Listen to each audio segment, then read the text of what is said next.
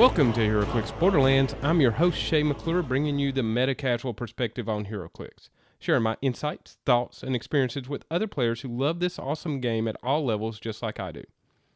Whether you are playing a casual home game, local tournament, or at a regional or national event, taking on the latest meta team, this is the podcast for you. All comments, suggestions, or questions can be directed to our email at lostinclicks@gmail.com. That is LOSTINCLIX@gmail.com. Also, you can private message me on HC Realms under the ID of Colossus TM. Or you can go to our Facebook page of Heroclix Borderlands where you can message me or just read the latest articles and videos I have run across about this wonderful game. This is currently episode 035, Harry Potter and the Order of the Phoenix. This is the second part to my Edward Shelton Dark Logos interview. In this part, we will be discussing the Phoenix Nest, his formation of the team, some history of the team, and his recommendations on how to form your own group of players into a Heroclix team. So, sit back and enjoy this great episode with Edward, or as you know, Dark Logos. Sit back and enjoy. Hey, now I wanted to spend a moment talking about your current endeavors. Mm-hmm. Okay, so what are you currently doing in the podcast arena, and where are you headed with those endeavors? Twitch. And I talked with Aaron Kane too about this, it's been like almost 2 years now. And the problem comes in is that getting in on YouTube is rough. Getting in on podcasting is rougher because you have to have somebody platform you before anyone even knows about your show. Right. YouTube sucks because you're competing against, and in all honesty, the back catalog of T3, the back catalog of Glass Cabinet Films. And if you're definitely starting up, you're somewhere behind me. And if you're in my category, you've already lost. Okay. You've already lost. Thrown down the gauntlet, just telling it like it is right there. Yeah, like if you're on page 5 like me, you probably already lost. Nobody's going to find you, homie. You're lucky to be on page 2. Okay. If you're on page 2, you might have a chance. You on page 8 and 5 and 8 with me. We like, hey man, it's cozy back here. Yeah. Occasionally we get a visitor and we appreciate it. But I'm going on Twitch because there's no one on Twitch, literally. Like, go look up Heroclix on Twitch and there's like no one playing it. Number 2, I can do things on Twitch that I can't just do normally using OBS. And Devin was on here. Devin is a fan of mine, and I'm a fan of his. He's done a lot for my channel. He's made my graphic and my little board, whatever the hell that's called, for me. And he's done a lot for me. But being on Twitch allows me to just be like, hey, I'm live streaming. Ask me questions. I'm going to talk about this map now. And I'm able to actually, I looked at an episode I did. I'm like, this is ESPN for Heroclix nerds. I mean, it is. That's awesome. I put my whole, John Madden voice on. I was like, you go here. You go in there and select the circles. Make the circles. Go down there. Don't go this way. We're going to play action. Everybody. And I've gotten some positive reviews from looking at the maps, but I want to do more than maps. Like the one I'm going to upload later on is deck building with the new X-Men IDs and what that means, including the student IDs. So, yeah. Hey, that's cool. I know when Symbio was on the podcast, I don't know if it was on the podcast. I think it was after the podcast. We sat around and talked, and we talked about kind of like the teleprompter. We thought that would be neat to have a teleprompter in those live matches. Mm-hmm. You know what I'm talking about? And the broadcasting of live matches with commentary. And so, that's not something anybody does or kind of has going on right now. So that would be interesting with Twitch, kind of getting that live stream going on, all that stuff. It only happens during October. And this is something that I've sat back and I talked with Howard about. I've talked with Jason Collins about and a few other folks. The problem comes in with live commentary is, number one, you need to have mics. You have to have lapel pin mic to everybody, and you need to be at X distance away from the match so you do not affect the match. Right. Like, my voice carries. Like, I don't even break out the Mufasa voice. Like, my voice carries because I've been taught how to project. And Right. so I'll straight come in there and start be roaring. And then all of a sudden, like 5, Serengetis, further, they're still hearing what I'm saying. So I have to like be careful about, for myself personally, like what I'm saying, what I'm observing, and not influencing the match of October. So you'll see us all crowded around, whispering to one another and saying like it's a golf match. It's like, Oh, I was about to say, you're sitting there doing your golf commentary. yeah, it's like, if he goes and picks up this object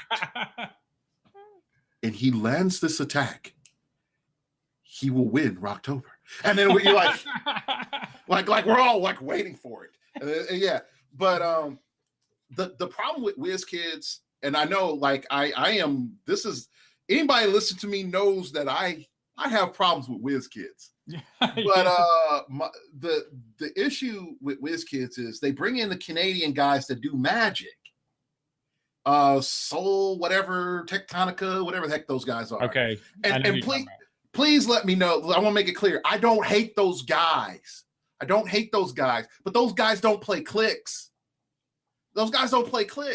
So they're looking, they know the powers, they know in general what they're doing, and they got realms up. I've seen this 3 years in a row. They got realms up, and they're looking at realms like, well, you see, here he has access to this power, and I think it works like this.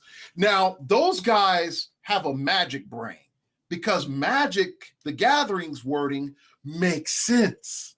Correct. But they haven't looked at the void, which is Heroclix language, and got the divine inspiration.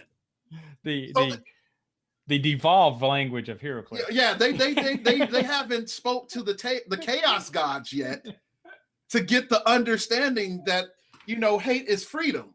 Like, hate is freedom. Like, why hate is freedom? That doesn't make sense. It's like, yes, it does. It does Accept in our it. world. Hate is freedom. But yeah, like, and so they'll make call mistakes because they don't know the game. And WizKids is not invested in the community enough to say, like, hey, dude, you and I disagree, Edward. If we give you $100 and pay for your badge for Origins or whatever, will you sit in commentary, do commentary? And I'll be like, hell yeah. Just screw the $100. Just give me a full set of these prizes. That's it. Just give me a full set of these prizes. Mail to my house. I'm here. I won't even wear my team shirt. I'll be in a freaking suit and tie all day and be like, hello, this is WizKids World Championship. Brought to you. This is Heroclix World Championship brought to you by WizKids Games. WizKids Games bringing you the lovely games of Dice Masters and Heroclix and Star Trek Attack Wing. I'm with my lovely co-host Aaron Cantu. Say hi. Hey guys, I'm here. I'm Aaron Cantu. I host the lovely show 2 Clicks from KO. I'm here with my great co-host Edward Shelton, host of Starting Over Podcast on YouTube. Let's have a great day of Heroclix. Like I will straight change in a blink of an eye. I would love to see that. You two doing a broadcast of a match, a high-level match. I think that would be insightful and very entertaining. Yeah, but they won't do that. And then even more so, and this is nothing against Derek. I remember when they put Derek on stream with his Icebox team against the one kid from Team Pusheen, who was running Proteus and a bunch of Brimstones. Oh, yeah, I remember that. Yeah. And I was like, oh, my gosh, you don't know your game. This is about to be the most boringest game ever to watch. And it was a paint dry moment. And it has nothing to do with the fact of how Derek's team worked, because it was brilliant. Right. But the fact is, it's not fun to watch. Like, No. I sidestep over you, Shut you down. ice block you. Now I get to like shoot your 2 colossals so I won't get retaliated.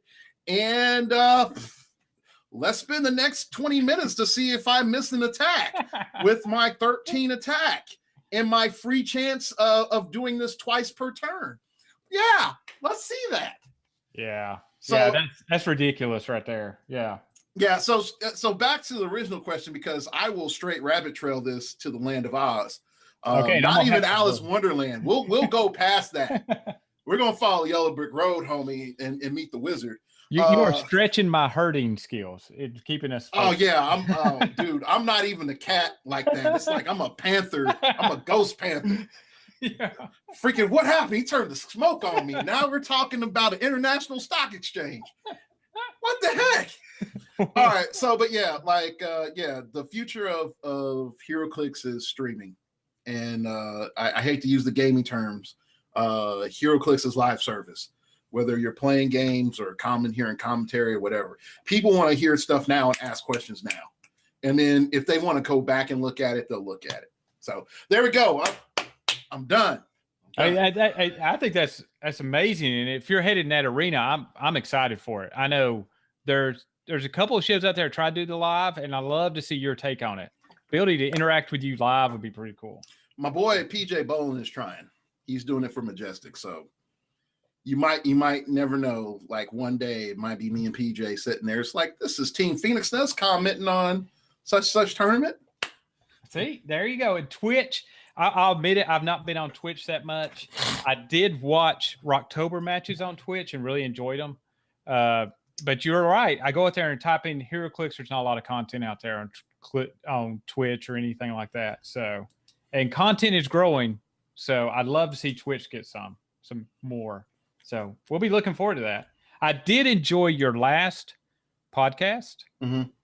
Is that the one? Is the one where you did the WKO? Yes. That was awesome. The kind of live commentary. I always enjoy those. So that was neat. Is that going to be you going to do that more often, or are you just going to? Was that just a test? I do those whenever I go out. Like I did it when I go to Nebraska. I have a better camera now. Okay. So that was like its maiden voyage out into the competitive world, which I learned taking that sucker through TSA is annoying. Because my other camera is so small, like they didn't care. But this one I have to like unpack. And so I have to like watch it like a hawk to make sure that someone doesn't come up and snatch it, because I keep it in the Canon case, because that was a $300 investment. Oh yeah, you want to keep track of that one. Yeah, it's a $300 investment. And it was made out for my part by my last bit of YouTube money. Okay. I do those for events that I go to, because I think if you have a good venue, other people should know about it. But I also think if you hold a good event, everyone should know about it. That's great. That's great for the event place. Yeah. I think that's awesome. You promote that. Yeah. Because I had a boy that went to one venue. Go back a year from around when this podcast is going up, and you will see me roast a venue for what they did to one of my players. Oh, I do remember that. Yeah. I do remember listening to that. And you let it be known about the venue's lack of problems and all that they got into. Yeah. Anyway, go ahead. Next question. All right. Here's the thing. I think this is really impressive. I've listened to your show, and this thing you talk about Phoenix Nest, this team you've put together. I think this is a huge just investment of your time and a huge accomplishment you've done. So what made you decide to start this Heroclix competitive team known as Phoenix Nest? Phoenix Nest was started as a response to Majestics, which is funny, as Majestics was actually a response to George Massue. And it's sort of hilarious in the sense of going back. All right. Let me not rabbit trail and stay on the focus. Okay. Let me stay focused. Phoenix Nest. So I started Phoenix Nest with my friend Maceo Sturtevant. Okay. And initially it was him and I working together for a long period. Like my first rock I went to, I met Mace. And the joke was just like, there's another Black Heroclix player. It's like, yeah. Oh, snap, man. Who are you? I'm Edward. Like, yo, I thought we were extinct. And you see one in the wild. It's like, yes. And so, we had lunch and we joked. And we talked about our experiences and whatnot. And then I caused Mace to be late for his round, and I was late, and we both got a strike against us. Ooh. Fortunately, it didn't affect our turnout. We still broke. But Mace and I talked, and the best thing is when I talk about having a Heroclix buddy, like it's Mace. Mace was my Heroclix buddy for the longest time, and he was the guy that, you know, we would fight like an old married couple. Like not like, oh dear, you just make me mad sometimes. It was like, fool, I hate you right now. That kind of relationship. There we go. You're cheating on the rolls. You didn't roll a freaking crit hit. You cheating. So he would have ideas, I would have ideas. We would go back and forth, and we made each other better.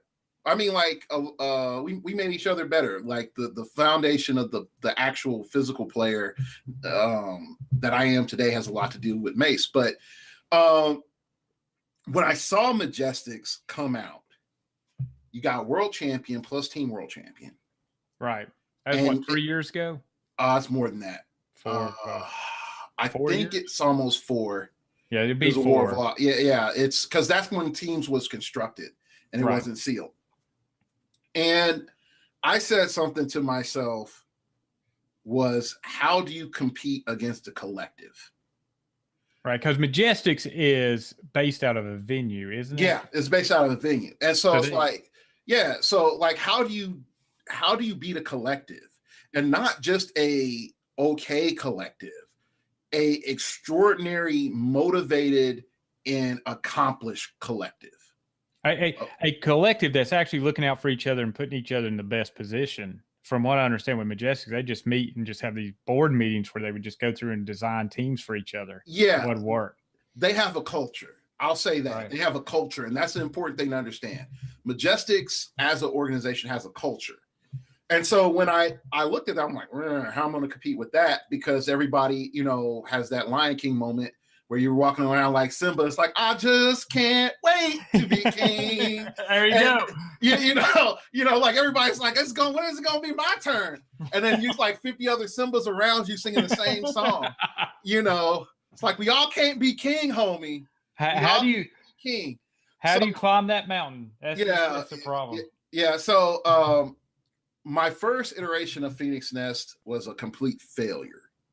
Oh, because a lot of people don't know this. Like, my first iteration was Phoenix Nest was myself, Wes Griffin, which is my current co-captain, Mace, which was my former co-captain. And I had a lot of names, and I'm not going to drop their names because I don't want people to be like, oh, it was like that. What could have been? But I have some former world champions and people that I knew that were really good players. I even went so far down to look at getting somebody that could provide me product on the cheap.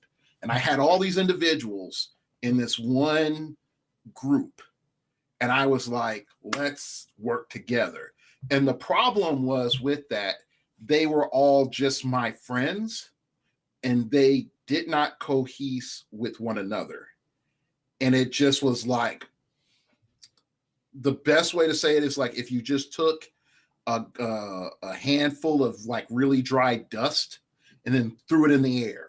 That's how it like spread. Like everything just disintegrated like that. And I was left with Mace and Wes. And so I had to deal with some tough decisions. And number one was, where am I going from here? Rocks are picking up. How am I going to become a better player? But not only that, is how are those with me becoming a better player? Okay. So go ahead.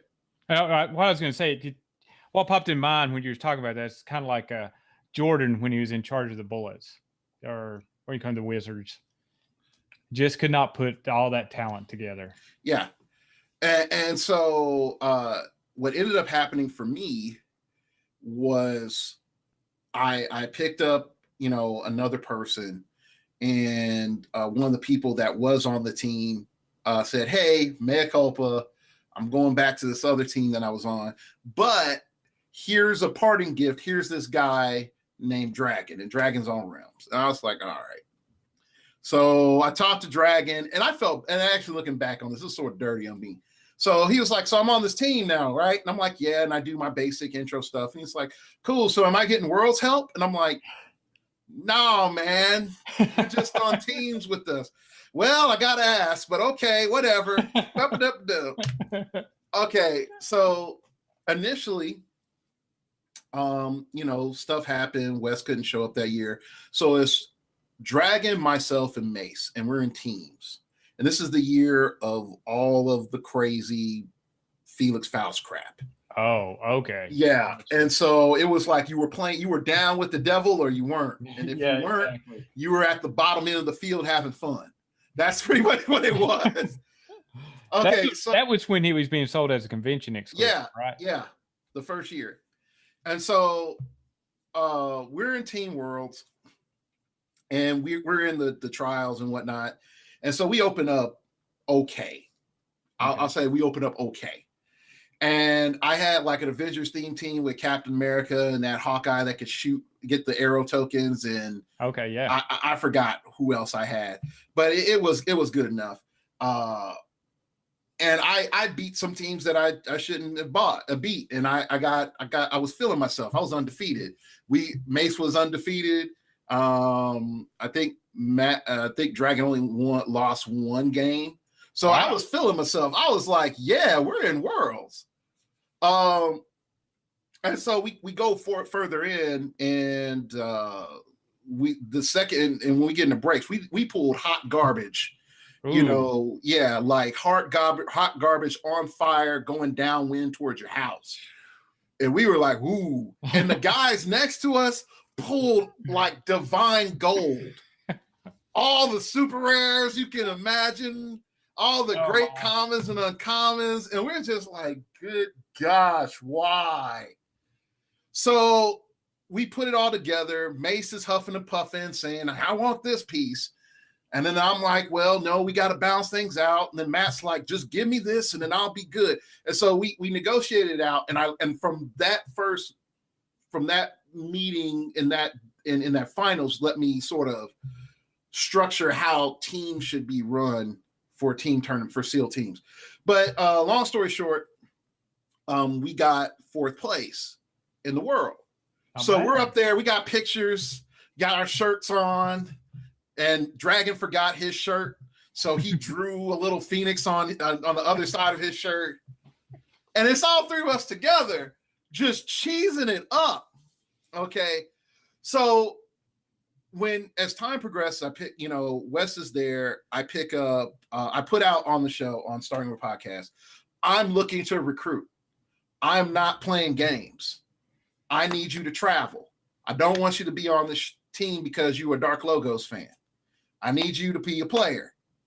Okay. And so I got some emails from some longtime listeners to be like, yo, man, can I be on your team? And I'm like, can you travel to 3 to 4 events a year plus 1 world championship, which is the minimum requirement on my team? And they were like, wow. No, man, that's a lot of traveling. I'm like, well, I'm sorry, dog. You can't be on my team. So then I got Matty G and I got KJ Foster. Okay. Matty G. Yeah. Yeah. And so I said some things when they came on, and I have a training regimen and philosophy that I put everybody through, except for Mace, because Mace and Dragon are the only 2 on the team that have never gone through training. Well, before Mace passed away. All right. And so, in particular, Dragon needs to be Dragon, and then Mace was, and not to sound derogatory, was my equal in terms of founding the team. Okay, yeah. And so we would fight anyway. So anything that we would do, it would be the synthesis of the 2 of us anyway.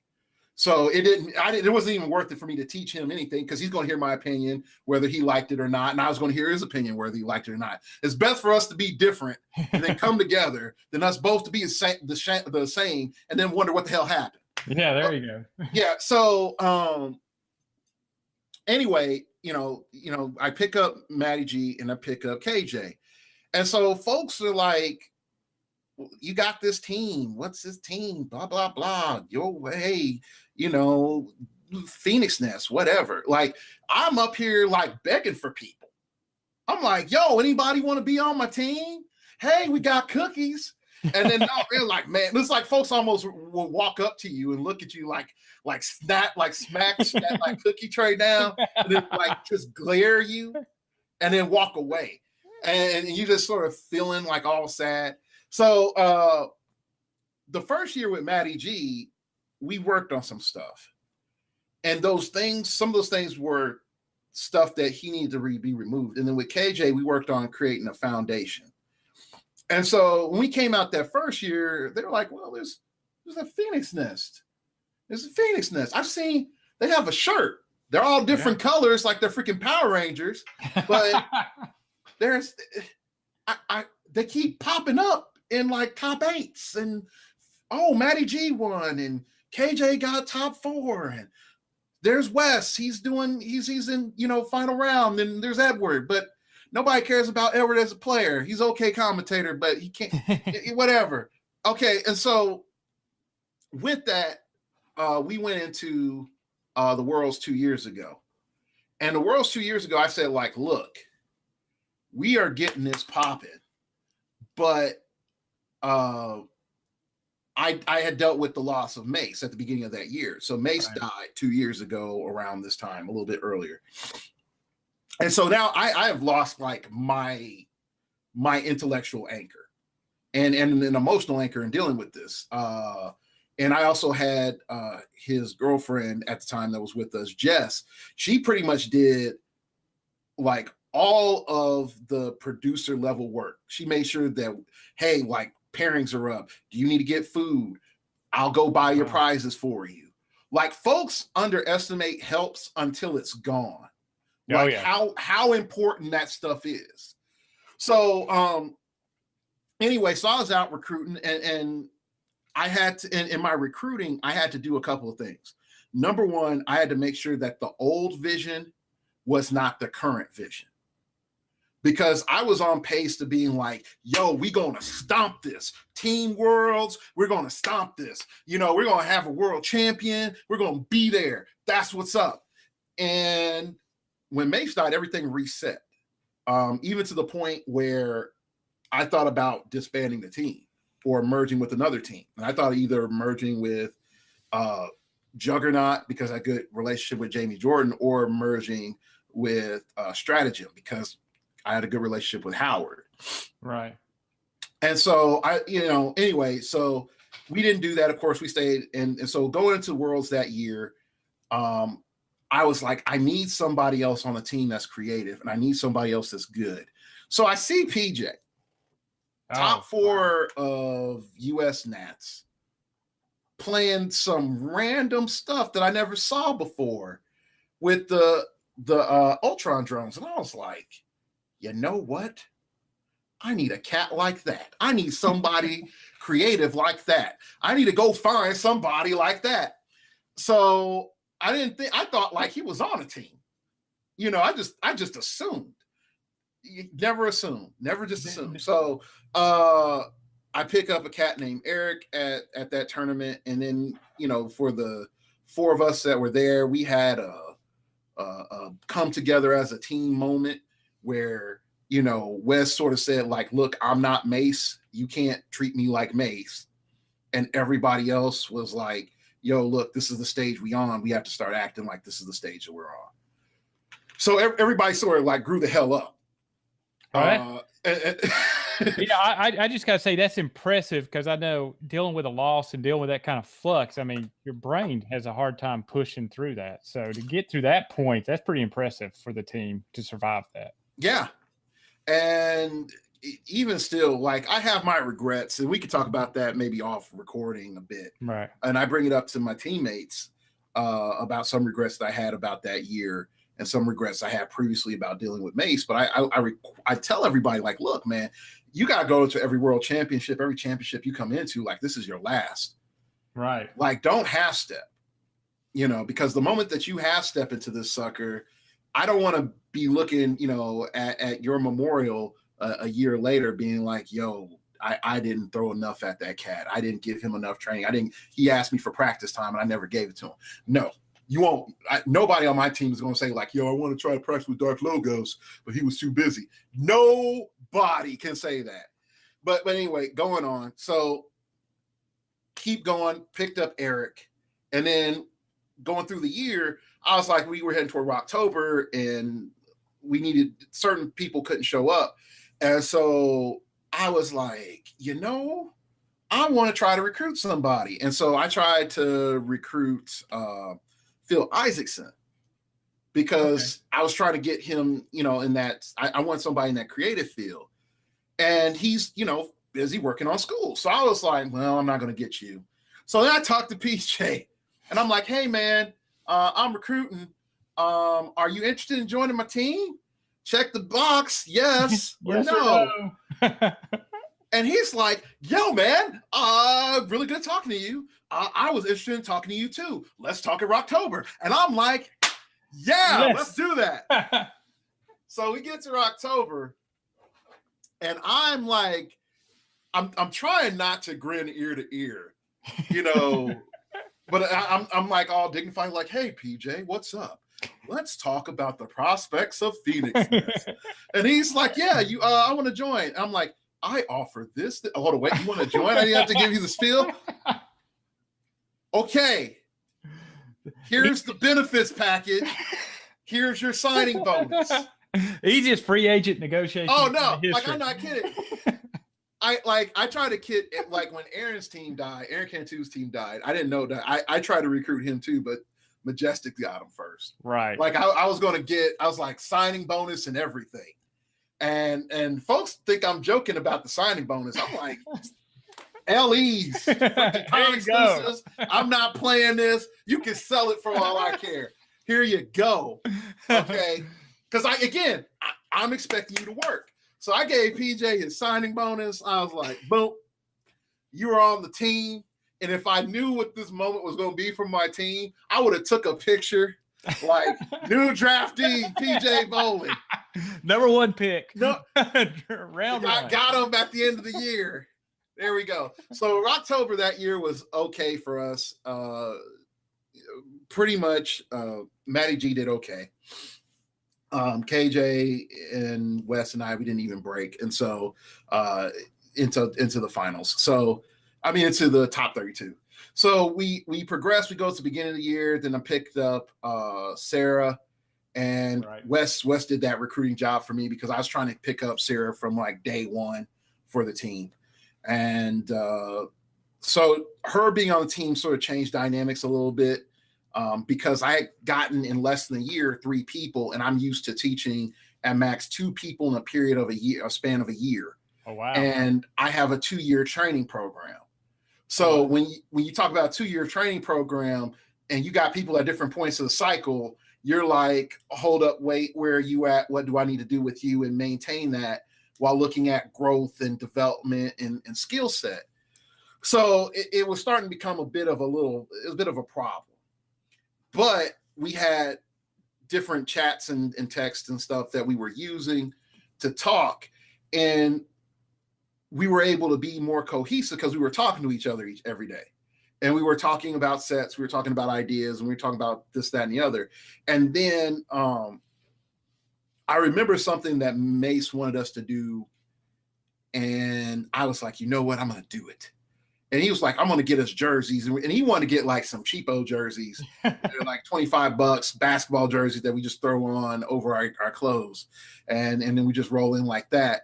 And I was like, you know what? I'm going to find us some jerseys. So I threw it up to the team. And they're like, yeah, we want the button jerseys. They want this and that and the other. I'm like, okay, we're going to get jerseys. So I go online. I find these cats. And I look at their work. And they have like the basic ones that's like, here's a baseball tee.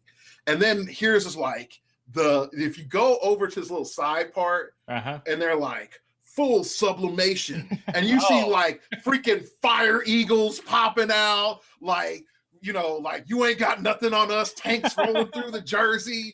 I'm like, yo, I want that. I want the fire jersey. It's like, that's what I'll pay for. I want to, if anything, everybody's going to remember me because of my jersey, not because of anything else. So, and I will say at Origins, it was impressive y'all walking in there with those jerseys. Yeah. They stood out. You could tell where a Phoenix Nest guy was or woman. They were flaming on right there. They were just burning. I was like, I had pictures because you send pictures to the jersey guy. And I'm like, yo, here's pictures. I got a picture with fire on the bottom. I got my colors. I got my, like, Dragon went and got us a little Phoenix Nest, little logo mascot made. I'm like, yeah. Because they didn't like the one I made. They were like, oh, gosh, it looks like a demon. Like, throw that away. It's almost as bad as that Charizard tattoo that Cat had a couple of years ago. Okay, so we got all that stuff. I'm like, yeah, we got jerseys. And so black was Mace's color, and red was my color, and orange was Dragon's color. So those colors are on our first jersey, and it represents pretty much a coming together of like the initial work. And so now the guys want, like, we want blue and white. I'm like, okay, this year we gonna come out hot fire. When y'all see the jerseys this year, you're gonna be like, dang, Phoenix Nest with your high fashion and high technology. Y'all like y'all Wakandans. Y'all are cutting edge. That's what we're cutting edge. So we came into Origins last year and we just like, let's light them up. Let's light them up. And so I'm sitting there trying to call. I'm in Nats. I'm like, whatever, you know. And I did my first grinder, and I got second place in my grinder. I'm like, thank you. Like I didn't even. Come on. I was like, we played, and then at a certain point, I'm just like, do you just want the win, man? Because I'm in Nats, so all I need to do is get the second place. He's like, sure, and I'm like, okay, I just want this thing that they're going to drop on the table. Okay, cool. Yep. All right. Thank you. I'm out. I'm done. Done. All right. I'm done. I'm done. Okay. Make it easy. I made it easy on my first grinder too, so I was happy. I was like 4 points scored. I got 4 points tomorrow. I'm in Worlds. So I get into Nationals. I play my Jakeem team like everybody else, and things are close, and I'm getting pissed off. And I do one thing, and there's people that I beat and didn't beat that I just got mad about.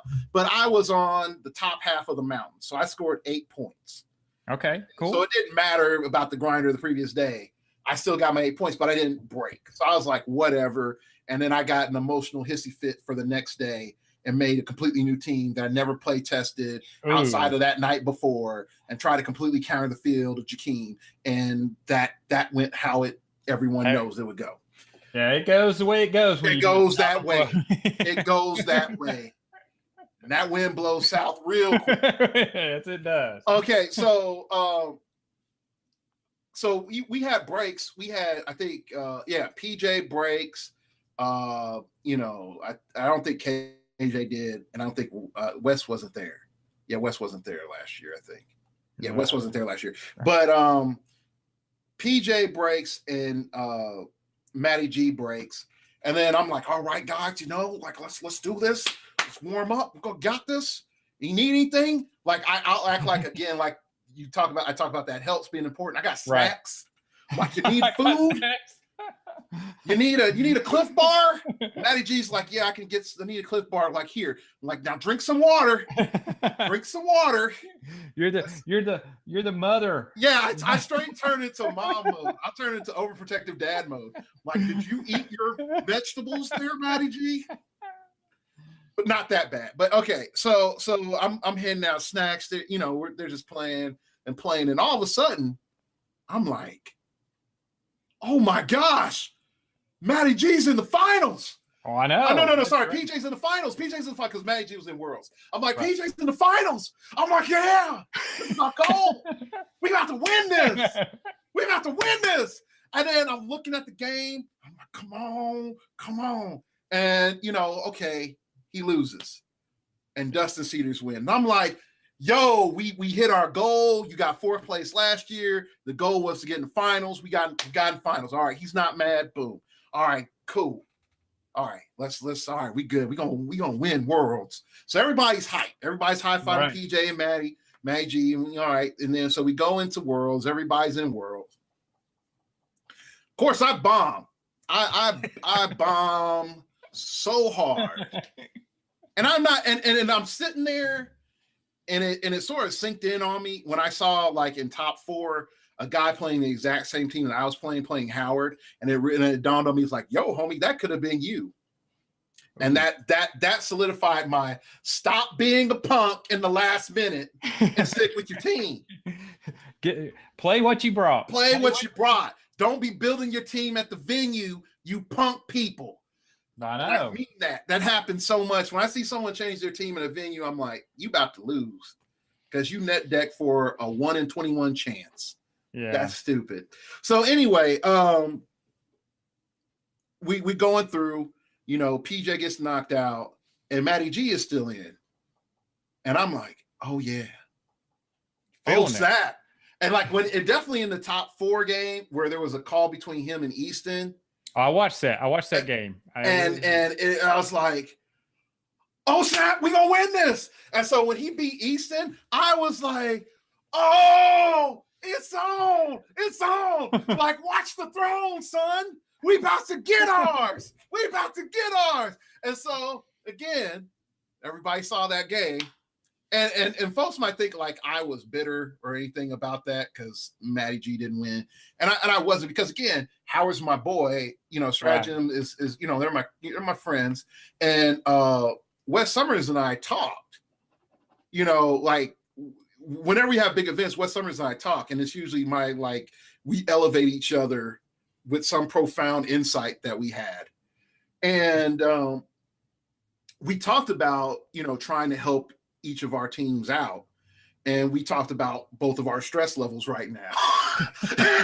so it was sort of helpful. It was sort of helpful because if you saw me during that finals game, you would have thought that I was at a professional sports event. I was cringed up. I was about darn near ready to cry. I was trying not to yell. And then, I would throw my hands up like, yes, but I couldn't yell. And then when it all resolved, I was like, I was crying. I'm like, yes, we're here, but daggone it, we lost. That's okay, Matt. And I mean, we celebrate with those who celebrate, because it's still an achievement. And so Matt got swagged out, and then I remember when he puffed out his jersey, and that was a moment for me. It was like, yeah, that's something to be proud about. That game was something to be proud about because nobody really played poorly in that game, and he showed like a lot of the work that he put in that year was manifested in that game. So go ahead. Sorry, I was just going to jump in. I mean, that's kind of a testament when he puffed out that jersey. Just a testament to how much time you had put in to help get that team to that point. So yeah, awesome. Yeah. So then we get into team finals. So before that night, we're out eating, and we're sitting there just joking. It's like, what would be funny? And that we can, I want to win worlds. Right. And this is PJ said this. It's like, but if we went 2-2-2, that would just be hilarious. And I said, you know what? I want to win worlds too. That would be hilarious. Little foreshadowing. But then as the great leader, I have to say, but we're going to win worlds. Of course. Okay. So everybody's like, yeah. And then so we go in and we pull pretty good. We didn't pull hot garbage fire. And we pulled pretty good. And so I got to experience 2 things. I got to experience humility and courage in one foul swoop. The humility was in prelims. They went and took me, strapped me on their back, and carried you, and then just was like, oh, and then they threw me down at the next round. It's like, we're here, just get us points, and then it's like, we'll get the win. So I'm like, okay, I'll get us points, and I'll get them points, and they'll be like, yeah, you get guys points, and they pick me back up. They go, throw me down, and it's like, all right, we have this next round. You got some points. At least you got some points, man. Dude, I was horrible in prelims. I didn't get my first like serious win until we were in out rounds, and then I was able to beat one of the guys in Failboat, and when I beat them, they all won too, so it almost didn't matter. I said almost, but it still does matter because you still want to win. Yes, you do. But we were talking, and I was like, look, man, you've been here before. Just because you lose now doesn't mean you're not ever going to be back here again. So we talked, and then, you know, we kept going up. And then I remember when we went against Majestics. Now, nobody knows this except, like, truthfully, Mace and Dragon, was that when we got in the top 4 on our run previously, we had to go through Majestics, and we beat them. So now we're in top 4, and it's like, it's us, Majestics, 4 Points Gaming, and Stratagem. Yeah. Like, they're all established teams. All top level teams. All top level teams. Yeah. And so I'm there, and I'm like, I'm facing Cole from Majestics. I'm just like, man, what's this team? And I got caught slipping. I didn't fully study his team. And I was like, nobody plays Bat Rock. Nobody plays Bat Rock. Why are you playing Bat Rock? Bat Rock. And so he came in and showed me why he played Bat Rock. And I just lost. And I'm like, man, this is where we lose it. And then they do this to me all the time. They look at me like all sad, like Matt and PJ. They look like little puppies out in the rain, shivering. Like, are you going to win it for us, Edward? Are you going to win it for us? Is this where we end? You know, and they're just looking at me, and I tried, like, I summoned every bit of courage up in me. And like I said, humility and courage. There you go. I just summoned everything up. I'm like, I'm going to play. I got to win. And so now Cole just stopped me. So, but the game went long. So we went to time. And so I go up to him. I'm like, guys, I'm sorry. I couldn't win it. And then PJ's like, yeah, that's okay. We won our games. We're in the finals. And I was like, yes. I was like, yes. So then we're in the finals. And so of all the things with my matchup, I faced freaking Wakandans. Oh, yeah. I faced freaking Wakandans. That was a tough team. And he had the UN map. Wasn't it the UN map he played? Yeah, no, I picked UN map. You picked it. Okay. I picked UN map. Okay. For some, no, he picked UN map. I forgot that. He picked UN map because he's like plus 32 map roll because he had like 80 freaking Wakandan warriors, Wakabi, freaking 3 Black Panthers. Like, I was just stuck there with my rocket launcher Punisher. Like, I got to get these fools in the hallway so I can light them up so I have a chance. Freaking Wakabi and whoever else made them all plus defense. And then he had Chair Panther. And I was just like, in the back of my mind, I said this. I'm like, I got to fight this. I don't want to fight this. Daggone it, I wish I had his team just for like the whole concept. I just wish I had his team. Have the Black Panther team. Just the Black Panther. I just wish I had his team. And so I'm like, but you know what? I ain't come this far to go back now. So, like, let's go. And I pull out every trick I possibly can in with because of freaking Wakabi. Freaking Wakabi, man. But I mean, I did get some points off on him, but you know, in the end, Warren won and we lost and we went 2-2-2. And I wasn't mad. And that was the big thing. Like, I couldn't sit back there and pout and be like, if my dice rolls were better, I could have won. I'm like, no, I'm going against one of the best players in the game. I can't sit there and pout, oh, I should have won.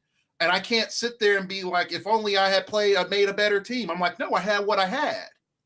Right. And so, and so that's like the maturity element of like, good game. Y'all are still my boys. We can still hang out. I'm not going to pout or be bitter about this, you know, and I'm going to celebrate with you and congratulate you. But let it be known next year. Next year, I'm bringing it again. Next year, we're gonna fight. And go ahead. Sorry. Yeah, sorry, but go ahead. Go ahead. No, I mentioned on my podcast or so. I coach basketball actually, but It's always neat, you want that ability, and it sounds like you reached that ability of where just enjoyed the competition. There's a lot of stuff you can't control. There's a lot of stuff you can't control. You try to control everything. You can't control everything. And sometimes, it's just not your time. You come up against a good opponent, they make the right plays. You don't execute those, and it just kind of happens that way. And that's and you got to feel good about it. And it sounds like y'all did 2-2-2. Two.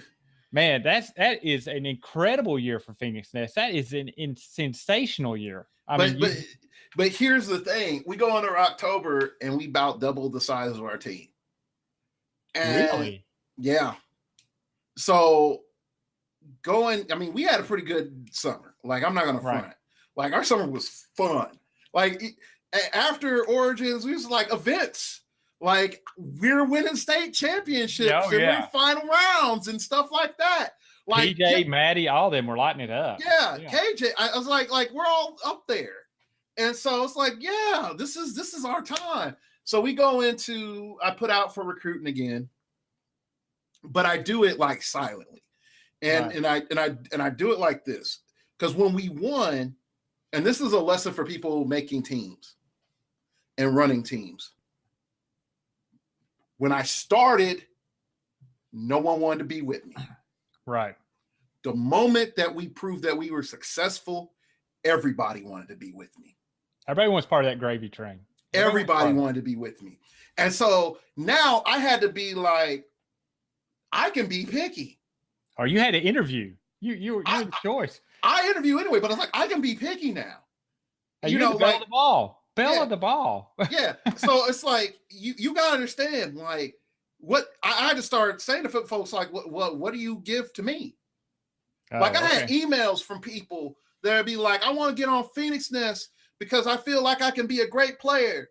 And I'm like, well, duh, you could be a great player on this team, but what do I get from you? Like where do you help the team at? And so when we went into Rocktober, I turned down a lot of people. And then I told my guys, like, recruiting wise, look at who you think will fit the culture. And that's important. Who will fit the culture and also help grow the team and make it stronger. And then I had another rule. I'm hands off. So I'm not picking these guys. I brought one person in the team because I can just tell I just say, like, you're on the team. I brought one person in and they're a support. They're not even a full, they could play, but they're not, their main role isn't to play. Their main role is to build and help. Right. Okay. But I told him, like, look, go get them, get the contact information, give me, the list of the people that you want, and then I'm going to go talk to them, and then we're going to determine who we're going to let in and who we're not. And so we brought in 1, 2, 3, 4, 5, 6, 7, 8. Yeah. We brought in a total of 8 people. That's a huge expansion of people. Yeah. 2 supports and 6 players. And I told my guys at that time, because I'm like, look, man, I've been at this for over 2 years now. I'm burnt out. From the end of October to the end of this year, I'm on Heroclix sabbatical. Like, don't ask me about clicks. I'm not talking about clicks. I'm going to do my show. But even with people that listened to the show at that time, they heard me. I was burnt out. I'm like, if you get a show, you get a show. That. You get a show. I'll put up when I get to it. Yeah. Yeah. Don't get mad at me. Okay. Like, brother need to take a break. And so I told everybody else, I'm like, look, we got these cats. Y'all are at mastery level. Y'all put in your time. For Wes, he been over his 2 years. So I'm like, and I just pretty much, after I did the interviews and I had a conversation, because initially I was like, I'm going to bring in 3. Right. And then I saw the quality of the people that we're bringing in. I'm like, okay, maybe this will work, maybe not. And I had my little prayer time, and in my prayer time, I could sort of hear God say to me, it's like, learn the lesson of Moses. Oh, I love that.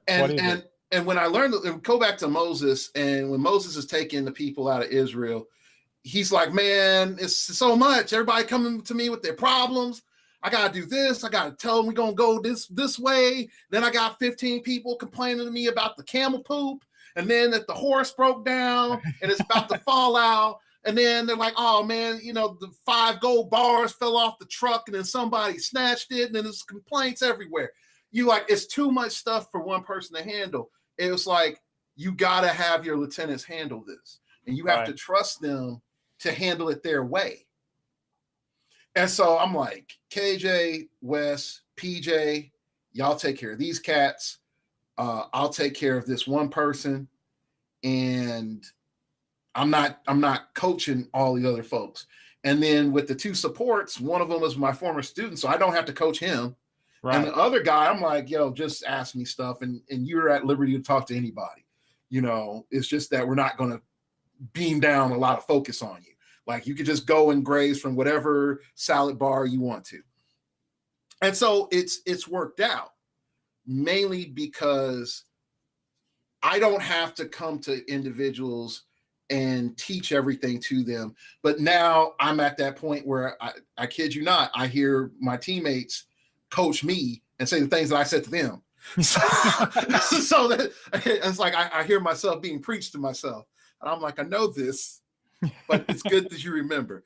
So like when we picked up all these people, the main goal was to say, I don't want you to just think that if you're not playing me and PJ and Matt on a team, that you have dodged a bullet.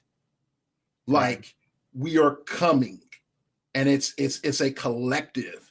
I want, whenever you see that jersey, I want you to understand that work has been put behind that person in that jersey.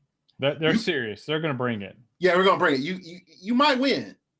You might win, but it's not going to be easy. Better up the game. You see that jersey sitting across from you. You better have that game on A. But yeah, so that's the Heroclix, history of Phoenix Nest. I had one of my dreams for the team happen recently in South Bend, where we did first, second, third. And okay. Wow. Yeah. KJ got first, PJ got second, and I got third. And it felt good because that's been a goal for like over 3 years, is to go into an event and be like, we are the finals. we are the finals. We are it. We are the finals. Yeah. Hey, what I'll say is, I watch a lot of different things, but if I had to look at your Phoenix Nest, I go back to what Marcus Lemonis says: it's people, process, and product. Your process is obviously sound. You've established a process. You make sure it stays that way, and you're starting to put together you've put together a high level team. Now it's able to be franchised out and expanded. I mean, here's one thing I want to ask: are you thinking about starting a minor league? Yes. Oh wow, cool. Now folks will be like, yeah, I got a chance, but it's not how most people think. Okay. And I love innovative ideas. So what is your innovation to the minor league? It's in-house, and it's we approach a problem. Okay. And the problem is we have a lot of families. And I do not want Politico over, I want my spouse to play. Oh. Gotcha. I want my kid to play. Can they be on the team? Why didn't you recruit my kid? My son's playing. He's good. Let's do this. And we don't have that. I'm just being clear. Mm-hmm. But there is a developmental stage of which, like, I have a nephew and he'll be 3 this year. And I would love to say when he's 5 or 8, like, hey, you seen those toys that uncles had, since you were born? You want to come play games with uncle? He'll be like, yeah, okay. Right. Will he be the next Isaac? Maybe not. I don't know. I don't care. It's my nephew. I'm having fun with him. Like, Wes has 3 daughters. KJ has a son and a daughter. Wes tried to get his wife to play, and she's learning stuff. And like it echoes out. Like Jared, he has kids. You know, like, and so the minor league and a developmental thing would probably be more for our family than anything else. Trying to keep some harmony in the team across culture. Yeah, well, relieve that stress. But also make it so that it's a non-competitive way of getting in for the families, so that they don't ever have to feel like, oh, I wasn't good enough to be on the team. And so you never, like, I tell everybody, you know, that's married on the team, it's like, look, man, I'm your friend. Let your wife know that I'm y'all's friend. If y'all need to go have married time, I am your friend. I'm gone. Just tell me how long I'm gone. All right. Right. You know, I from all my ministry background and everything else, I'm the last dude that wants to be like, yeah, I was the cause of divorce or marital strife or relationship breakdown or anything like that. Okay. So everything that I've looked at has mainly been involving our families and not outside of that, because I'll be honest, to a degree, if you want to start your own stuff, I pretty much have told everybody how to do it. You have. I think you had a podcast where you went through how to create teams. Yeah, I remember listening to that. Yeah, I've put up in the last 3 years enough information for anyone to go make a team. And so what I've learned is most people just, it's not an element of, is this a major league or minor league or whatever it is. It's just most people don't want to do the organizational stuff. And that's the boring everyday stuff that you have to be on top of. Like, and we're going to talk about origins and stuff, but what happens when your world championship changes locations? Yeah. What happens when Rocktober changes locations? What happens when WKOs aren't in the month that you planned it to be? Yeah. What happens when, you know, the rock you were banking on that you normally get your rock points from isn't held that year? Like, there are a lot of logistical things that come down to running a team outside of playing. It is. And you being in charge of it, you have to keep the gears moving, you know, and that's tough. That's tough as a coach. You have to keep all the gears moving. You have to keep the vision going. So. Yeah. And the last thing, I'll put it like this. The last thing that people following you want to hear is, I don't know and I plan to not know. People will accept I don't know right now. Right. Because then they'll be like, all right. We got to figure something out. He's going to figure something out. You know, but 2 weeks later, and you like, I don't know. I don't care. I'm not thinking about that. You're going to start losing people. And I've passed on good players after last year because they don't fit my logistics and they don't fit my culture. And so that's the thing. If folks, and I'll say this, if you want like a minor league team and you want to establish a minor league team, here's what you do. All right.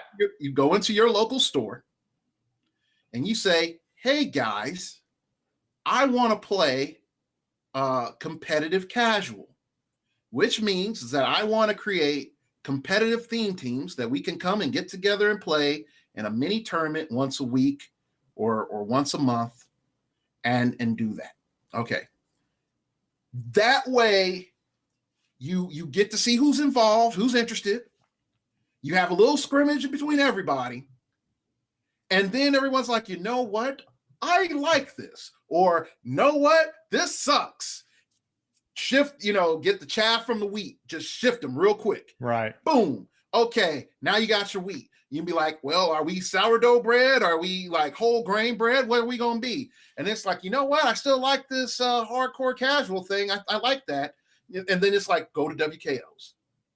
And then your whole goal of your venue is to be the dojo that goes to WKO. You wear your little venue shirts and hats and go. And you're a team. You are junior varsity, Hall of Famers. Okay. And that's fine. There is nothing against that. There's nothing wrong with that. That's great. Yeah. I see micro teams everywhere. That's great. All of a sudden, like, man, who's those guys with those weird shirts? Oh, they're a team. Okay. And then other people are like, well, there's all these teams here. Maybe I can get on a team. And then you might find somebody from like 50 miles away who wants to be part of your little clique. And then now you have a little group on Facebook and you talk, and now you have a team. And so if you decide to do something bigger and grow bigger, your group can grow bigger and you can support each other. And then y'all can haggle out the price of the hotel and all this other stuff. It's not hard. No. Like that part's not hard.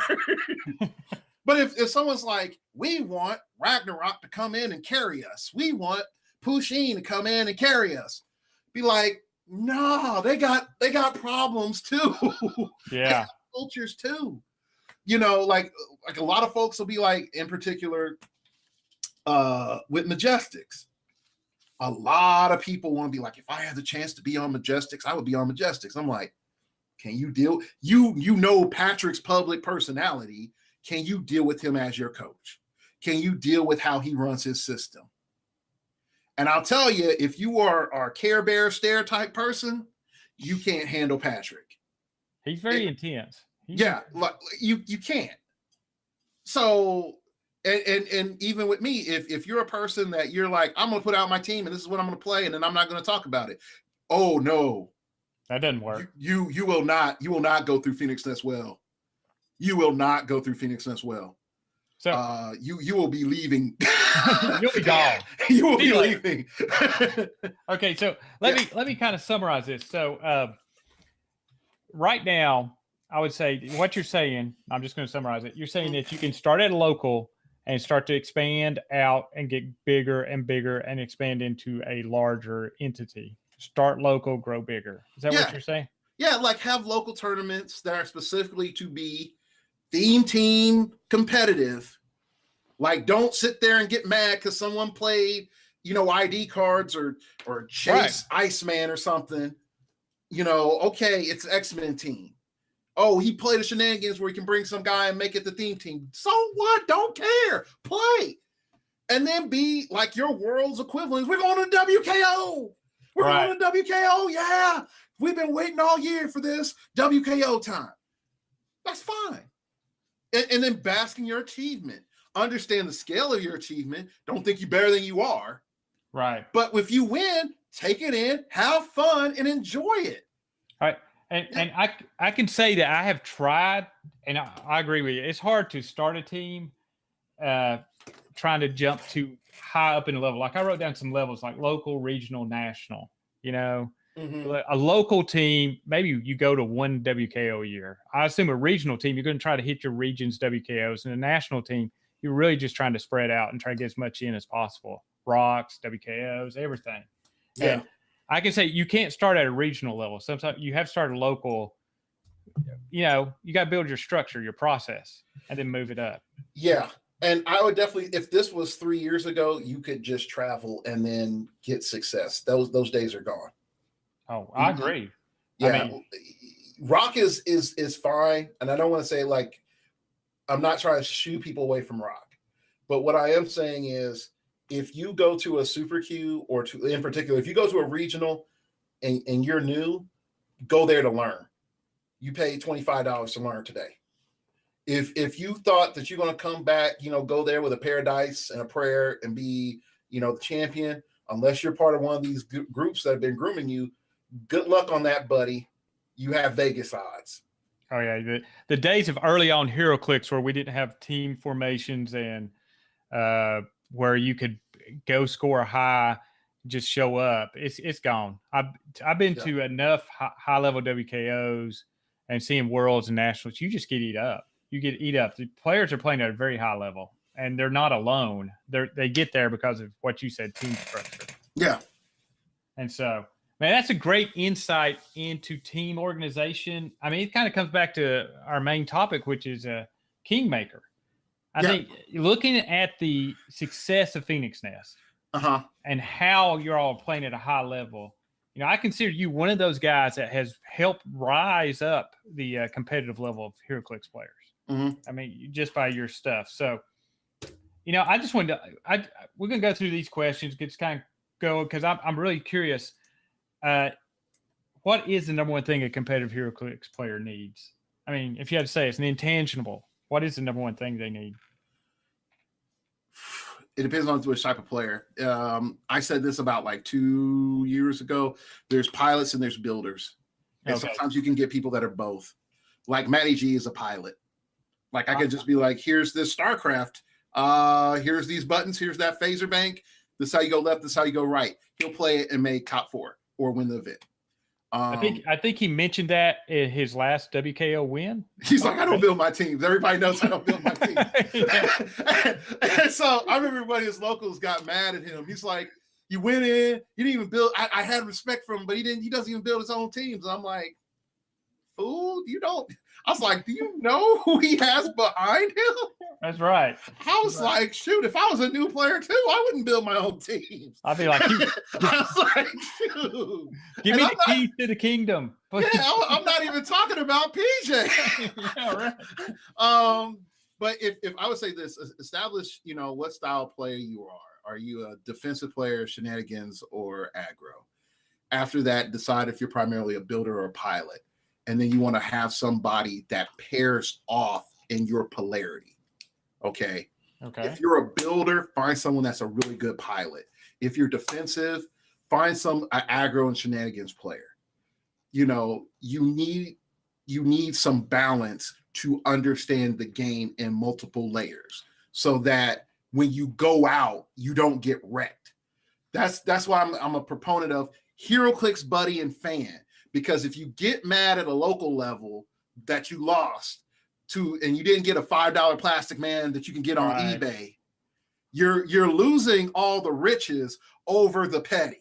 Yeah. So that's what a competitive Heroclix player needs. Oh, I agree. And I've got a buddy, and we play, and he plays a totally different style than me, and it makes me a lot better. We both kind of understand each other. So, hey, what stands out to you? You've had multiple observations, and obviously you kind of evaluate players. What's the difference between an average player and a high-level player? An average player comes into the assumption that what is in front of them is all there is. Okay. And it sounds very Zen-like, and it sounds very like metaphysical, but the truth of the matter is, an average player you hand the same team to an average player and an advanced player. An average player will be like, well, I move him up and then I attack with him and then he heals and this, do that. An advanced player is looking at the dial, looking at the power interactions, and then looking at the tempo. And that's the basic level. They're like, okay, I got 2 objects. I need this for this matchup. I need that for that matchup, but I need both for these situations. Most optimally, I'm going to move to 1/4 field. I'm going to pick up my objects. I'm going to do this. I'm going to be these tokens on turn 1. Turn 2, I'm going to do blankety blank and blank. And if he approaches and does X, Y, and Z, I'm going to retaliate with this. If he doesn't, I'm going to clear. The average player is like, well, just move up and then I'm going to attack. I'm going to attack that figure right there because that's the big character. And it's like, no, you need to go kill the mobility. Right. Kill that mobility so they can't hunt you. Like simple things like that is the difference between an average player and an advanced player, is knowing what is really going on behind the scenes of the game versus what's just in front of you. Plato's allegory of the cave is the best example. Okay. All right. So, I mean, yeah, the use of being able to tear apart teams, ability to adapt in situations, all that versatility that you bring to a team through your mind, and instead of just being the point and click, the old vet icons, point and click, you did the same thing every time. Even vet icon Superman had depth, and here's the thing where it had depth. If you played a new player with vet icon Superman, and I know because I played this, they will run up and just try to kill something. Right. Not the optimal kill. Yeah. And then they'll be like, well, I don't want to push him because he only has 3 clicks of hypersonic speed. Oh. So I'm going to leave him out in the open in this worst possible position.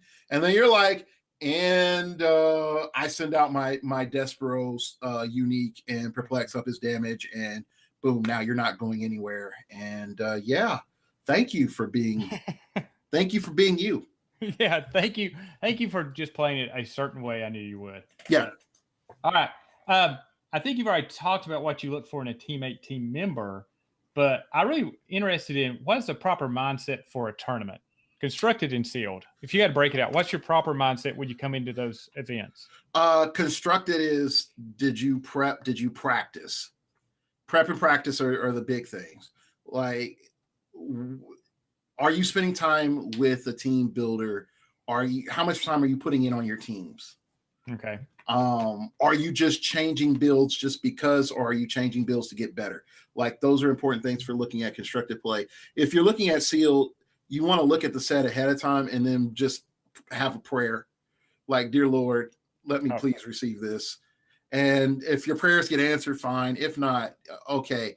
If I was looking at team worlds, because you have 6 boosters, I would say your mindset is what is the win condition for 3 teams?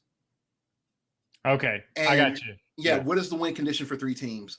And if you could create 3 teams that are functional and competitive, you've done well. If you have 2 teams that are really good and one that's craptastic and has like 5% chance of winning, you will not make it past top 4. Because in top 4, those teams are 3 teams that have high chances of winning. Yeah. I've just seen it too many years. I know that at the last Origins, me, my buddy, and another listener all got together and we played there and got our 6 boosters and we put together a team. And I mean, I was team captain and I made the decision. We had not great boosters and we made a fundamental mistake. We took a super rare and just set it to the side because we didn't think it was that good. And we left it off a team and it was a Chair Black Panther. And it depends on how many Wakandans warriors. Yeah, we didn't have a lot. It was going to be kind of hard to kind of build around it, and it was also not understanding the structure of the tournament. I put myself in the A position since I was team captain and didn't look at what was our best team should go in the A, B, because I didn't understand that A would play A, and everybody's putting their best team on A. So there's a psychology to that which I can't talk about. It's proprietary. Oh, I understand. I understand. There's a psychology to that. You have to go. You got to go earn it. I played that as an amazing type of event to play, and you're right. You got to kind of know what you want to do with each team. Can you build the competitive teams, and really how that tournament kind of works. But yeah, those are great pieces of advice for proper mindset. I know my last WKO I did sealed. In the X-Men, I'm going to belabor this because it was awful. It was an awful showing. Not only did my dice roll bad, but I out of 10 figures, I could not put a theme team together in X-Men, and I had nothing good. And it was just I'm looking at it going, it's going to be a slog all day long. And I'm sitting across from Wolverines, Kid Gladiators, Professor X's, and I'm like, yeah, okay. The guy right next to me pulls an Iceman with a Storm and another X-Men that made him a theme team. And I was like, okay. I'm like, okay. The Chase Iceman. I'm like, yeah, let me see. Let me take my beating for 3 rounds and I'll be okay. Yeah. So, but anyway, I understand. You got to kind of know. You pray, depending on what it is. What do you think? Okay, this is important. I think you have a lot of great players out there or people who could be great, but what holds them back? Pride. I hear you, Brent. No, I'm not in the front because I people forget, like, I do paid coaching. Like, I do paid coaching. I have thought about taking you up on that offer. I'm like, man, I need to take my game to the next level. I do pay coaching, and here's what will happen. The people that I work with at least humble themselves to understand, like, I need help because there's like 4 to 5 guys that dominate, and out of those 4 to 5 guys, you already know the hen pecking order for them.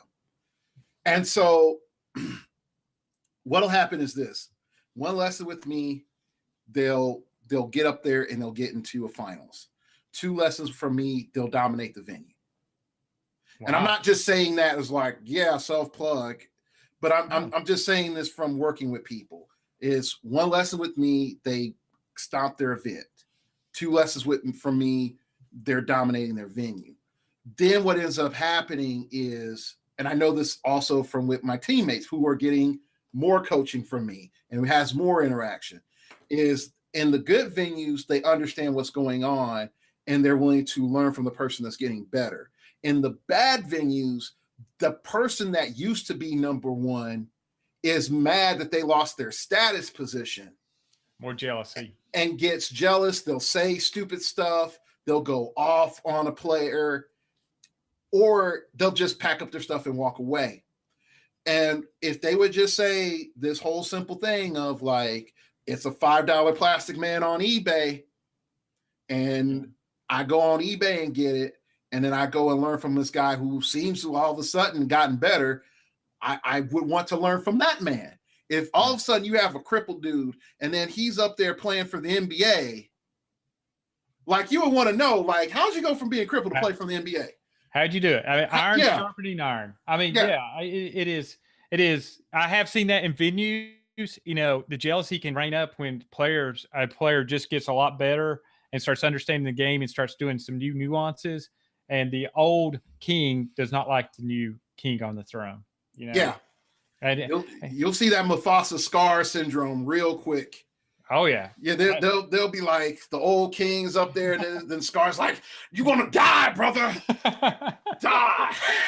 I think that's a common, and we do need to realize that this is an ever-changing, ever-evolving game that you have great players pushing way forward. PJ pushes it, Easton pushes it, you push it, Aaron Cantu, Patrick Gaboko.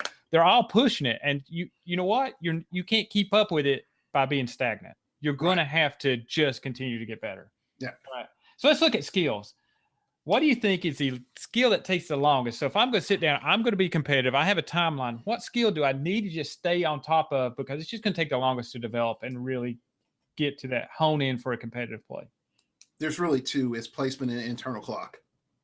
Placement, I agree. I am terrible at placement. I know that by just looking at my objects. I'm like, I don't know. Yeah. This is crazy. Placement and internal clock. If you don't know what time it is, and without looking at a watch, you're in trouble. Yeah, you need to keep track of those rounds, how they're going, and all that. So. Yeah. Okay, what fundamentals need to be mastered first? Know your pack. Know the main powers. You're right. Don't let them pack. There you go. Good. Yeah, that's. I have to say that because if you can't understand why running shot and psychic blast goes together, you don't need to be on competitive stage. Yeah. You need to know how the powers interact with each other. You need to kind of understand their weaknesses and strengths. I got you on that one. Okay, what skill is the easiest to compensate for? So if I'm looking at my skill set, what skill is the easiest to compensate for? I'm going to tell you this, and it sounds weird for me to say it. Depending on your venue, the skill that this is the easiest to compensate for is team building. Oh, wow. Why do you say that? I have something that I say in culture that I don't want to say out of culture. Okay. The best way to put it is if you are the king of the lemmings, you're still a lemming. Okay. You know, if lemmings run off the cliff and you're leading that charge, you're still a lemming. That's true. Okay? You just have to be the first one over. Yeah, you just have to be the first one over. But I have people that with their accomplishments I've dealt with that I thought were giants or monster slayers, and they were average humans. Because when you come into that world of legendary creatures and you're getting killed, then it's like, now we see your measure. Okay. So, but build is the easiest thing to compensate for, because if you have a whole bunch of people that don't know how to build and you build slightly better or place better, then you can easily compensate for having a bad build. But when you start dealing with people with good builds and good placement and tech understanding and rule synthesis, no, you're overwhelmed. You're going to lose. Okay, cool. And I would also add that team building is the one that if you realize you're not a great team builder, it's the one that you get a lot of stuff at. I mean, it's easier to go find some good teams. It's easy. Go ahead. It's easy to go find a team that fits your style. in the current internet age and how much stuff T3's putting out, how much stuff you're putting out, how much stuff everybody's putting out, it's easy to go find it if you're wanting to go get it. It's easy to net deck. The problem is that if you don't learn nuance, net decking is in this game is only going to serve you so far. Because Magic is statistics and the chance of the card coming out. That's true. But with Heroclix, there's a lot of other things when you have placement and power interactions that are way different than Magic. And then also remember that dark, crazy god that has to talk to you to help you understand Heroclix logic and wording. Oh yeah. Yeah. So it could cause some weird situations. Hate is freedom. Hate is freedom. Freedom, brother. Hate is freedom. Okay. What is a dying important skill in Heroclix? So what skill is starting to die off, but you think it's very important and you don't know why it's going away? Oh, I know why it's going away. Dial memorization. The cards making us lazy. Mm-hmm. The cards make us lazy, in part because previously to know how long something was clicked and what powers they had and their stat and all that other stuff, we had to memorize it. And now with the dials on the back of the cards, it helps new players, but also how our brains operate as humans is if it's information that we don't have to retain for our survival, we dump it. It's non-essential information because we try to streamline everything. And so because of that, even now, folks are like, the human brain can't memorize jank. But then it's like, if you go into antiquity, there's folks that are able to give you stories that are 5-6 hours long of their lineage. And it's not just Africa or Middle East. It's a whole bunch of other different countries. Well, what happened with that skill? This wonderful thing called papyrus and paper was invented. And we didn't need to have that. Right. So I would say is memorizing dials has an advantage because it lets you come back in team building and be like, aha, I had this random thought. And then you can create something without having to shift through realms to go through every character and be like, oh, I overlooked this. Yeah. So yeah. And I would also say in dealing with threat assessment and how you're going to handle that, Yes. Because like you said before, there's more than just your team out there. I think players become too focused just on their team. There's another team out there and how you're interacting with it on the map and how are you going to take it apart? Because one team might take another team apart one way, but you might have to do it a different way. What is the threat you're most worried about and all that. So dial memorization helps with that. I come back to the one reason, like Hulk, the World Breaker Hulk, his dial is very important to understand how you can handle him. Yes. And knowing how many clicks you have and knowing how to hit him. Like it's almost better. It's better to start and hit him with a Bizarro Green Arrow than try to hit him with Bizarro Green Arrow later on. Oh. Because if you crack him, actually, I come to think of that. I know it doesn't. Because I think his stop click, again, this is like memorization. It's 3. I think his stop click is on his damage. Yeah, his stop click's on his damage. So Green Arrow. So never mind. Forget that last part. Green Arrow's not going to affect him. Yeah. You got to hit him with Green Arrow after he hits that stop click. Green Arrow has to come in after it. And then also, people forget about Outsiders. Like, Outsiders is a wonderful drug. Definitely when Nighthawk Prime goes away, like Outsiders, it's a hell of a drug. It will help you. And didn't Title Deadpool has that ability too, doesn't he? Yes. Yes, he does. He could use a negative to, stop you from doing increasing. But okay, so let's look at resources. So, we're talking about skills and tangibles. Let's talk about resources. Mm-hmm. So what is the number one thing resource-wise that a rising competitive player needs? Heroclix friends. Heroclix friends? Yeah. More than realms. But you'll find realms. Realms is inevitable. Like I hate to say it, like realms is like the pennies on the street. You'll find it eventually. Okay. You'll find it eventually. Okay. You won't find somebody that's willing to invest in you, and you and them. That's harder. I think you need that too because that keeps you competitive. When I say competitive, keeps you. Like my buddy went to WKO yesterday. He kept texting me what he was doing and all that, and I'd text him back and just keep him focused and all that. Yeah. You need that. I mean, you need encouragement. Yeah, you do. You need encouragement. Yeah. All right. Okay, so what non-Heroclix resource can help your gameplay? Because you bring in a lot from a lot of different areas. So what would you say is a non-Heroclix resource that can help my gameplay or anybody? It depends what you need. Okay. So let's break it down real quick. Sure. All right. If you need a philosophy that allows you to be competitive, there's like Serlin's Play to Win.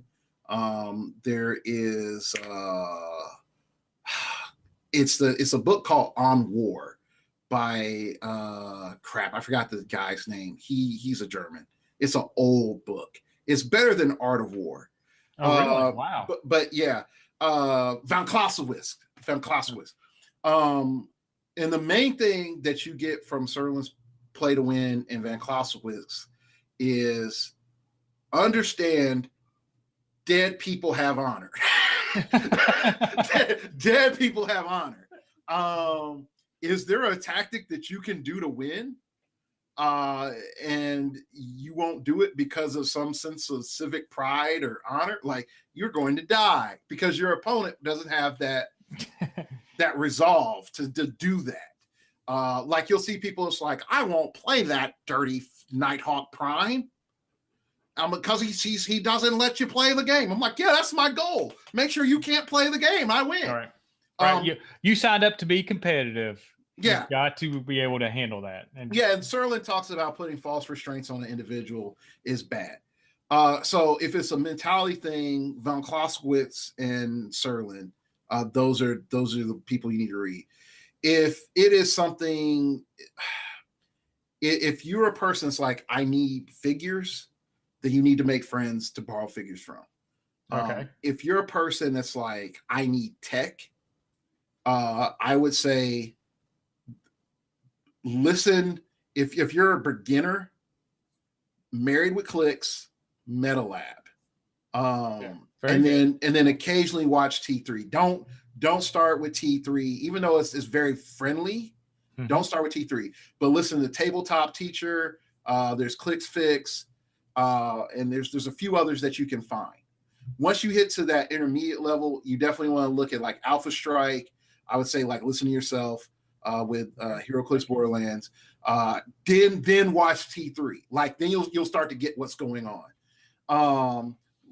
Start looking at the Majestics page on YouTube. Don't delve deep into it. Don't get too caught up in it. You'll be addicted. They'll be like, what's the world champions playing? and folks forget, like Patrick and whoever he brings on are them playing casual.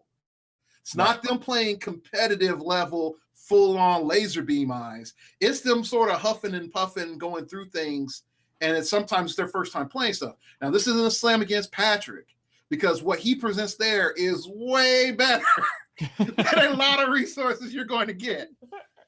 So him farting around is better than a lot of folks just sitting there commentating. But he's holding back. He's going to save something for the competitive. He's like Super Saiyan 1. Okay. It's like, there's God mode. He's on Super Saiyan level 1. Okay. He's like, oh, I got this team. And then I would say start listening to me and then old episodes of Quarry. And the main reason I say listen to me later on, I am not new player friendly. Like yeah. I do not care about you learning the powers. Like I assume you know the powers in the pack and know the comprehensive rule book and all this other stuff. I figure you're at the point where you're looking at winning tournaments. So then come to me. And I'm not saying I'm the kingmaker, because I'm not. I would say also listen to 2 Clicks to KO like more intently, and then also Clickstoff and it's Clickstoff is Daniel Powell, right? And what's the one with Scott Crampton? And that's Critical Clicks. Critical Clicks. And I would reiterate too that your all's podcasts have a language and vocabulary where you assume that you understand, that people understand the meta mechanics you're talking about. And so T3 shows you some meta mechanics. Tabletop Teacher gets you and your basic mechanics. So I'd agree with that. That's a great structure on tech. I love that. I love that. And I love that both time I have checked those out. How do you spell Sirlin? I think it's Sirlin. It's an old book for Street Fighter players. Okay. It's play to win. But Van Clausewitz, like don't read that before you go to bed. That is not an easy read. That's gonna put you to sleep right away. It's gonna put you to sleep. But then there's some disturbing things Van Clausewitz talks about that you're just like, so yeah, if I did have a knife with sharp jaded parts on it, then that's just make sure he's dead. That's more important than war crimes. Yeah. Like he there's some moral quandaries you have with Van Clausewitz after it's all said and done. Okay, those are great non-Heroclix resources, which I think are always important. It also keeps you fresh. So what resource do you think are we currently missing in the current modern meta environment that you think is needed to help a competitive player? What resource that we need right now? This sounds bad because I'm like giving away the opportunity for someone to make a lot of money. Okay, awesome. Everybody tune in quickly. Let's go. Pretty much to take somebody from A to Z, like from starting off to being competitive, because WizKids has failed at that. Right. That should be WizKids' job. They don't do that. Right. Someone that's able to take all those resources I said, organize them and keep it constant, and take a player from just learning to competitive, and no matter when you hit that site, you're able to do that, they'll make a lot of money. So you're talking like a TED Talks or something? I have a concept in my head. Now, however it's structured, you're mad. It's that question of like A plus B question mark is equal profit. You got to figure out what that question mark is. How do you do it? I gave you all the chemicals. How does that work? Okay. You got to make some Powerpuff Girls. Okay, great. We got it. But that is great. I think that would be a great resource. That'd be a great way to direct players and, really kind of up the game everywhere. The closest person that has it right now is Patrick. Patrick is the closest one that has it. With his Majestic site. With Domestics, Apex Predator Insiders. The problem, and again, this is not me talking smack about Patrick, people. Right. Patrick is going for a competitive player. His goal isn't to take you from scrub to, world champion. So you're talking like a tier level thing where you'd have tiers and you could kind of, I teach, so you would think of mastery levels. So you could go into a tier 1 and get to a mastery level for tier 2. Then tier 3 be your top mastery level. And then like a tier 4 will be your meta level. And you're just kind of you work your way through the tiers. You're giving away the options. Okay. You're giving it away. Okay, I'll let it go. You can make your money on this. I can make some money. Okay. All right, that's cool. Okay, this is based upon just an average person, average player. How long does it take to reach the next level? So, I mean, I'm sitting here. I want to get to the next level. I'm not saying ultra competitive, but when I show up, I hold my own. So, how long? If I'm looking at it, what's my timetable? Okay, I tell people this: the path of mastery is about steps. It's not about time. Okay, cool. I like that. And because you'll get up the mountain and you think the mountain's all there is because that's all you saw for the longest time, then you start seeing a mountain range and you see other people on top of other mountains. And it's a question of if you go there or not. And that's something internally that I've held as a player for a long time. I can't rush a player to mastery or, in a quick amount of time. If a person already has those attributes, like when PJ came on the team, I put him through basic just to make sure that everything he knew was in par for, the simple things that everyone needs to know on the team. Right. But then after that in advanced training, he was done in less than 6 months, but he already had most of the work pre-done. You're just filling them out, making sure, and just checking them off. Yeah, and then I asked him, I'm like, all right, you're a master now. Where do you want to go? Same thing I did with Wes. Same thing with KJ. It's like, okay, you're at mastery. Where do you want to go? Where is that going to take you? What do you want to improve upon? Why? What is the structure that you're building? And I tell folks is this: the foundation that you lay depends on the buildings or the building that you plan to construct. If you want to construct a city, you have to lay the foundation work for multiple buildings. If you want to build a very solid house, but a grand house, you have to lay a building for a house. You can't try to build a city on top of the foundation of a house. And it's poor decision making to build the structure of a tent on the foundation of a city. Okay.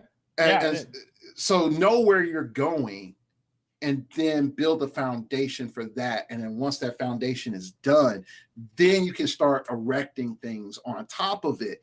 And then you'll start saying like, okay, I've done with this. Then my next step is that, or I want to do this, or I see these things. And then once you get to that point, I use that old freaking new age adage, when the student is ready, the master will appear. Okay. That's cool. I take it, and I love what you say. It's just steps, and you got to go on this path. So it's like you're on a journey, and when you get to the end of your journey, as you said, you'll kind of know it. But just got to enjoy the journey. Got to go for it. Just got to enjoy it. Here's my last question on resources and kind of get better. So I'm sitting here and I'm playing. I think I'm getting better. When can I tell what I'm doing is not going to work? I'm on the wrong path. Timing. Like I've had so many teams that look good on paper that fail because of timing. Okay. So let's put it like this. When Spiral appeared in the game, you had to be ready to go by turn 2. Right. Before Spiral and up until the point of, you can even say like before Spiral, Heroes for Hire, Ghost Rider, the timing was turn 3 before engage. Okay. So you had 3 turns before the actual conflict happened, because folks would move up slightly, do whatever, second turn clear, turn 3 engage. Okay. Now you're on a turn 2 engage. And in some cases, turn 1 engage. Does that hold up? Okay, so that's your first like stress tester thing. Second, did I need to roll a 10 the entire time? Oh yeah. Gosh, like a lot of folks don't think about that. You're rocking your 9 and 10 attacks, then all of a sudden someone's on hindering, and you're like, oh, I have to roll a 10. Because you're on hindering and have a perplex. Yay. Okay, so like you statistically just doesn't work. The next thing that I would say is, if you run it against what's winning and you're losing over 60% of the time, just let it go. And there's models of playtesting. If you look at my channel and you just go back and listen to stuff, I talk about playtesting. And one of the biggest mistakes people do in playtesting is their first game, they'll play the game straight. Okay. And then they'll roll the dice like it all is. And then they won't go back through and play the game again, taking out crit hits and crit misses. And then most importantly, they won't play the game a third time and seeing completely if my opponent hits every attack and see if you could still win. Like to summarize playtesting, if you can go through those 3 phases of playtesting, and your team still works, you have something. But if it fails particularly at the third end, you might have to tweak. I don't ever throw anything out if it fails at the third end, but if it definitely is failing at the first or second part, that team is gone. And then more importantly, if your colleagues can come in and be like, this is trash because of these reasons and this ruling, you have to let it go. Like I had to let go of my Brainiac Skullship.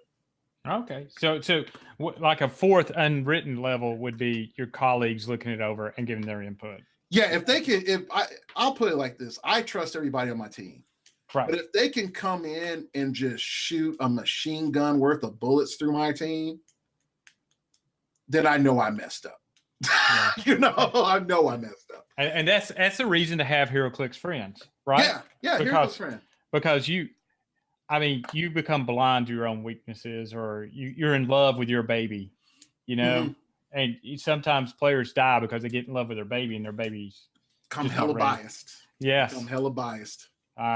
Okay, so I want to jump into this. What is your best, or you might have already said it. Would you say that Serlin or On War is your best book to read to help with your competitive play? No. No. Okay, so what is the best book to read to help with competitive play? I would say right now, and what sucks is because I have I listen to a lot of books, and I prefer audiobooks because it allows me to get work done and then take in processing so that I can help make my team better. Right. I would say right now, the best one that I would feel is most accessible is Good to Great to Unstoppable. And it is a book written by, gosh, I forgot his name. I have it in my phone, but it's the guy, he was the athletic trainer for Michael Jordan, Kobe Bryant, and Dwayne Wade.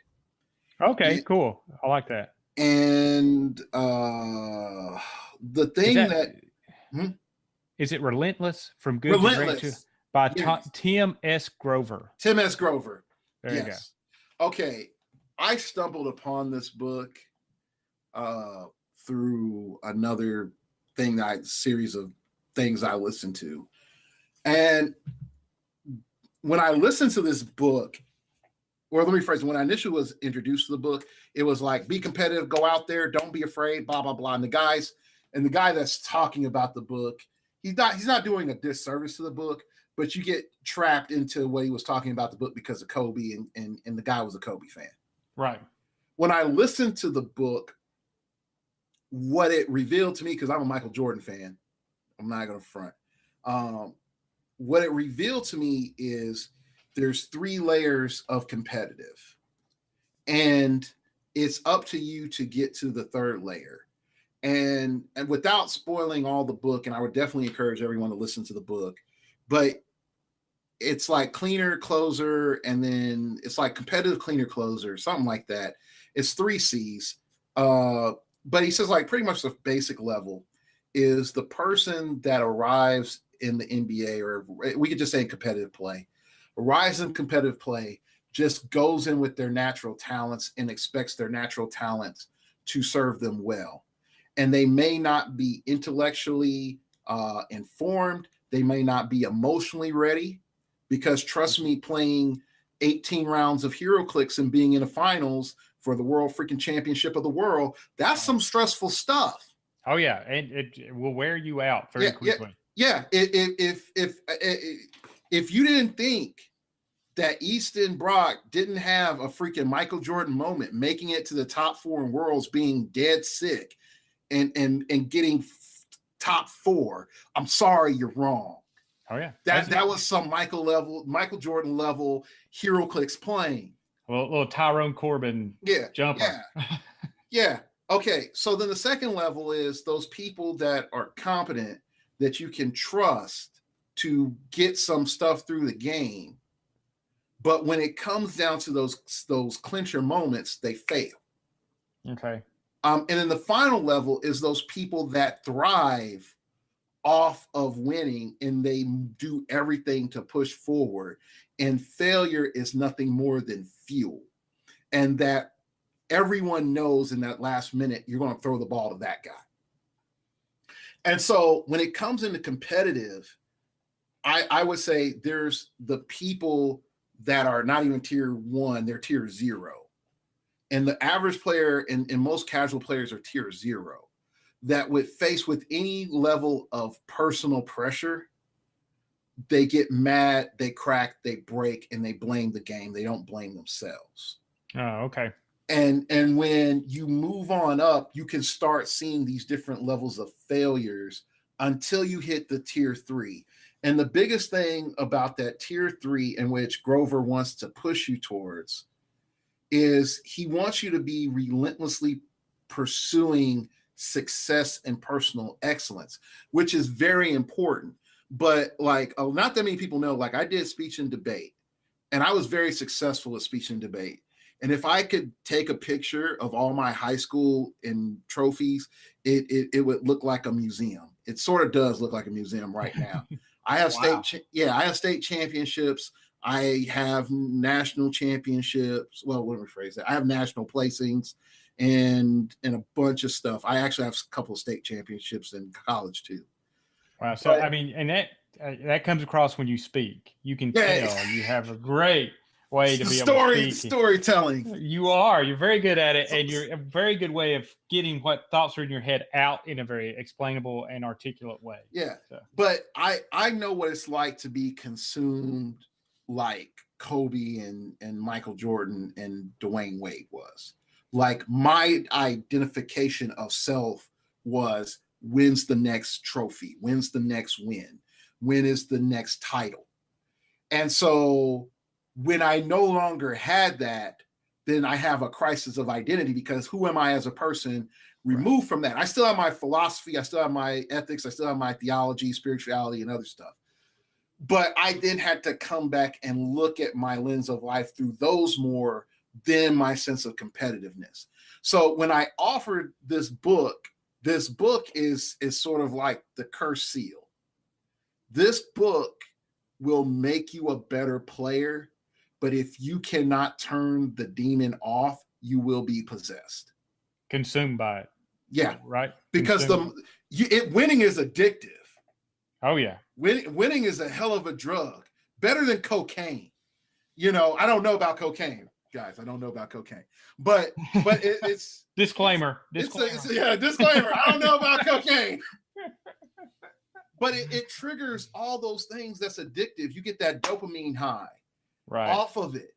And it reinforces, like, this is it. You get statusly reinforced by the community.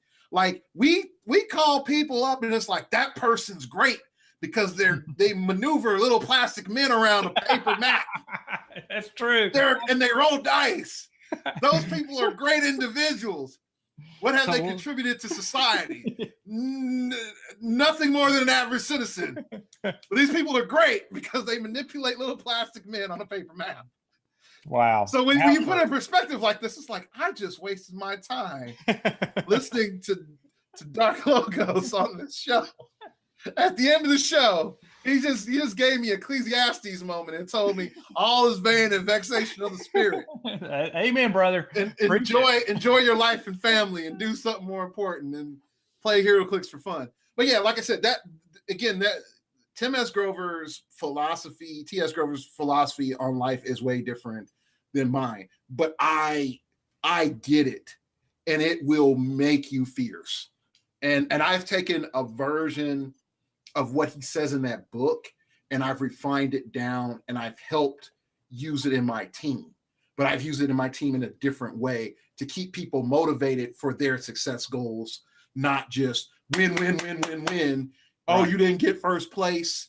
You're nothing. It's like you either first. It was Ricky Bobby. It's either your first or your last. That's right, Ricky Bobby, baby. Ricky Bobby. Yeah, I don't have a Ricky Bobby culture. Okay.